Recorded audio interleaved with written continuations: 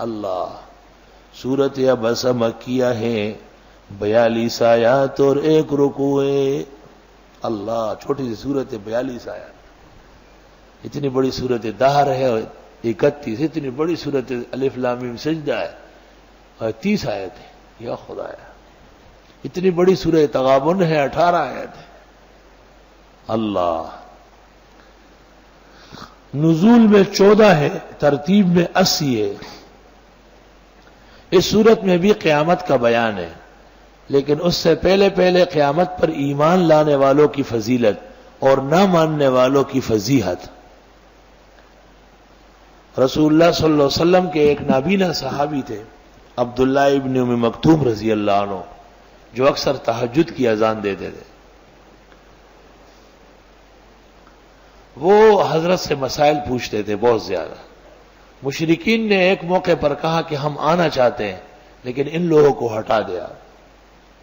تو آپ چاہتے تھے کہ مشرک پر محنت ایمان کی ہے اور صحابہ پر محنت اعمال کی ہے، ایمان تو آ چکا ہے، اور ایمان اقوا ہے اعمال سے، اس لیے یہ لوگ ہٹ جائیں اور وہ لوگ آ جائے، بات سن لے، شاید اللہ تعالیٰ ان کو ایمان دے۔ اللہ تعالیٰ کو یہ بات پسند نہیں آئی، اور رسول اللہ صلی اللہ علیہ وسلم سے کہا کہ ایسا نہیں کرے آپ۔ اور اللہ تعالیٰ نے دوسرا اصول ذکر کیا، فرمایا مسلمان پر محنت کا فائدہ یقینی ہے اور کافر پر محنت کا فائدہ احتمالی ہے، یقین احتمال کے لیے نہ چھوڑیں۔ اصول کے مقابلے میں ہوتے ہیں۔ شان ورشا لکھتے ہیں کہ ابن الحمام ہدایت سے بڑا اصولی ہے، اس کی گرفت بہت سخت کر لیتا ہے۔ دیکھیں شاہ صاحب کا وَاعْلَمْ أَنَّ ابْنَ الْحَمَّامَ كَانَ اصولیًا كبيرا احيانا ياخذ على صاحب الهدایہ واخذه شدید۔ جیسے کہ حضرت شاہ صاحب کی نظر ابن حجر سے وسیع ہے تو ابن حجر کی پکڑائی کرتے ہیں، مگر ایسا کہ وہ دیکھنے سے تعلق رکھتا ہے۔ آنکھیں ٹھنڈی ہو جائے گی جب وہ مواطن دیکھیں گے جہاں شاہ صاحب نے ابن حجر کی گرفت کر لی۔ مثلا وہ کہتے ہیں لم اجد لہو حدیث، یہ حدیث شاہ صاحب اس کے 20 ماخذ بتاتے ہیں، پوری سند ذکر کرتے ہیں کہ یہ بالکل صحیح روایت ہے۔ وفوق کل ذی علم علیم۔ آپ نے مشرکین کو موقع دیا، وہ آ کے بات کر رہے تھے، اور حضرت عبداللہ ابن مکتوم رضی اللہ عنہ کو تو پتہ نہیں چلا، نابینا تھے۔ وہ آئے، حضرت فلاں سورت کیسے نازل ہوئی، آیت کیسے نازل ہوئی، حضرت جواب نہیں دے رہے تھے۔ اس کو جب محسوس ہوا تو فوراً پیچھے چلے گئے اور بہت خفا ہوئے۔ اللہ تعالیٰ نے اس صورت میں حضرت صلی اللہ علیہ وسلم کو تنبیہ فرمائی ہے کہ اس کو ناراض نہ کرے آپ، اور بڑی شان سے بات فرمائی۔ عبسہ، پیغمبر چی بجے بھی ہوئے۔ عبسہ کے معنی ہے منہ بگاڑنا، کسی ناگوار سوال پر یا نامناسب آدمی کی آمد پر آدمی پریشان ہو جاتا ہے۔ اس وقت چہرے کے جو نقشہ ہوتا ہے اس کو عبوس کہتے ہیں، عبوسن قمطرینا۔ جیسے کہ ایک محبوب کی آمد پر چہرے پر خوشی کی لہریں دوڑ جاتی ہیں، لیکن چونکہ نبوت کی شان ہے تو ترجمہ کیا ہے فارسی والوں نے، اچھا ترجمہ کیا ہے، عبسہ چی بجے بھی ہوئے۔ سبحان اللہ، چی بجے بھی ہوئے، وتولا، اور توجہ نہیں فرمائی۔ ان جاءہ الاعمی، جس وقت آئے ان کے پاس ایک نابینا، عبداللہ ابن ام مکتوم۔ وما یدریک، آپ کو کیا پتا ہے، لعلہ یزکا، ہو سکتا ہے یہی سو رہے، اس کو تو فائدہ یقینی ہے، او یذکرو، یا نصیحت لے، فتنفع الذکرہ، اس کو فائدہ بھی دے نصیحت۔ اما من، آیا وہ لوگ استغنا جو بے پرواہ ہے، ابو جہل و امیہ ابن خلف، نا خلف، فانت لہو تصدی، آپ ان کے پیچھے پڑے، ضرورت کیا ہے ان کی۔ وما علیک الا یزکا، نہیں ہے آپ پر کوئی اعتراض اگر وہ نہ سو رہے۔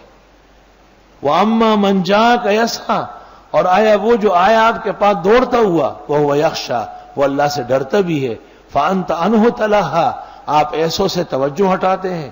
کلا، ہرگز نہیں، انہا تذکرہ، بے شک یہ سمجھایا جا رہا، یعنی آئندہ ایسا نہ فرمائے۔ فمن شاء ذکرہ، جو چاہے اس کو لے۔ جب عبداللہ ابن ام مکتوم آتے تھے تو رسول اللہ صلی اللہ علیہ وسلم فرماتے تھے مرحبا بمن آتبنی فیہ ربی، واہ بھئی واہ، یہ وہ مبارک ہستی ہے کہ ان کے لیے مجھے اللہ نے ڈانٹا ہے۔ ایسے پیارے تھے۔ تو یہ مرتبہ اصل میں رسول اکرم صلی اللہ علیہ وسلم ہی کا ہے جو اس صحابی کو نصیب ہوا ہے۔ تمام صحابہ احترام کرتے تھے۔ حضرت عمر سے ان کی خلافت میں کہا کہ میں ایک بات کرتا ہوں، پہلے وعدہ کرے کہ مانو گے۔ حضرت عمر نے کہا ٹھیک ہے۔ کہا جنگ قادسیہ بالکل تیار ہے، فوج نکل رہی ہے، اجازت دے دو، وقت سارا گزر گیا ہے، سب لوگ جنت میں شہیدوں کے درجے میں ہوں گے، میں نیچے ہوں گا۔ حضرت عمر نے کہا رسول اللہ صلی اللہ علیہ وسلم نے اجازت نہیں دی، آپ نے وعدہ کیا ہے ابھی۔ حضرت عمر نے کہا جاؤ۔ جب جنگ قادسیہ ختم ہو گئی اور لاشیں اٹھائی جا رہی تھی تو حضرت ابن ام مکتوم کی لاش ملی۔ جنگی قمیص پہنے ہوئے تھے، سر پر خود کی ٹوپی تھی، خنجر گلے میں لٹکا ہوا تھا، تلوار اسی طرح ہاتھ میں پکڑے ہوئے تھے، اور جتنے زخم تھے سب کے سب سینے پر تھے، پشت پر ایک زخم بھی نہیں تھے، انہیں بھاگے نہیں تھے وہ۔ حضرت عمر رضی اللہ تعالیٰ عنہ اس کے چہرے پہ ہاتھ پھیرتے تھے اور فرماتے تھے یا مرحبا بمن عاتب رسولہ فیک، واہ مبارک ہستی آپ کے لیے تو رسول اللہ صلی اللہ علیہ وسلم کو تنبیہ ہوئی۔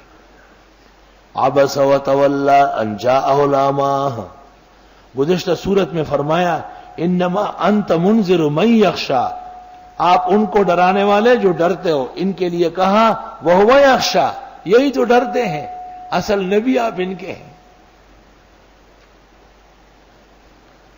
اللہ،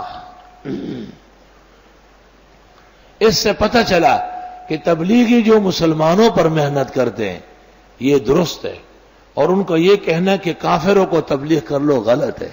اللہ نے کافر کے مقابلے میں صحابہ پر محنت کرنے کو ترجیح دی۔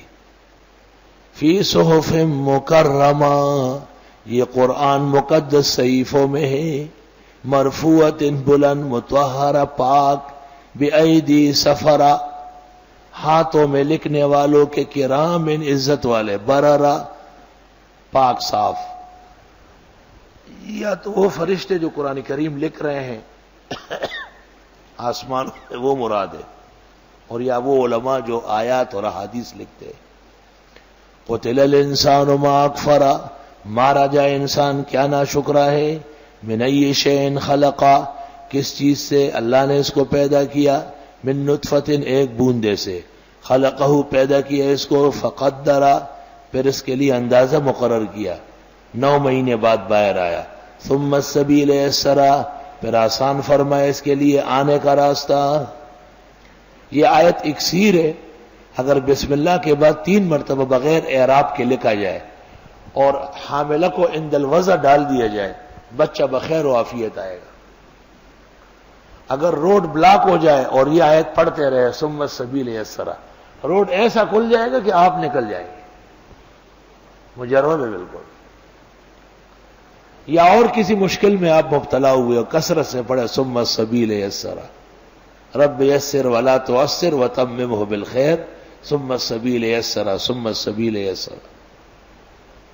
ثم اماتہ، پھر اللہ اس کو موت دے دیتا ہے، فاقبرہ، قبر میں اتار دیتا ہے، ثم اذا شاء انشرہ، پھر جب وہ چھائے اٹھائے گا، کلا، ہرگز نہیں، لما یقض ما امرہ، ادا نہیں کیا اس انسان نے جو اس کو کہا تھا، فلینظر الانسان الی طعامہ، دیکھے انسان اپنے کھانے کو، انا صببنا الماء صبا، بے شک ہم ڈالتے ہیں پانی اوپر سے، یعنی بارش برساتے ہیں، ثم شققنا الارض شقا، پھر پھاڑ دیتے زمین چیر کر، اندر چلا جاتا ہے پانی، فانبتنا فیہا حبا، پس اگا لیتے اناج، وعنبا، اور انگور، وقضبا، اور سبزیاں، سبحان اللہ، وزیتونا ونخلا، اور زیتون اور کجور، وحدائق غلبا، اور باغات گھنے، وفاکہتا وابا، اور پھل اور گھاس، وفاکہۃ متاعا لکم تمہارے لیے،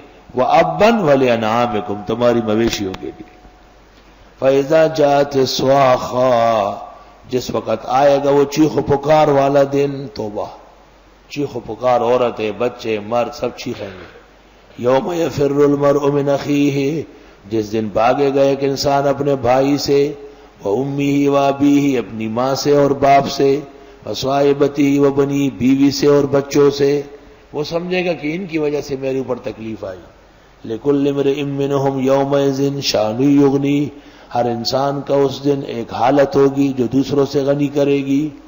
وجوہ یومئذ مسفرہ کچھ چہرے اس دن خوش و خرم ہوں گے، ضاحکہ ہنسمکھ، مستبشرہ باغ و بہار، وجوہ اہل سنہ والجماعہ۔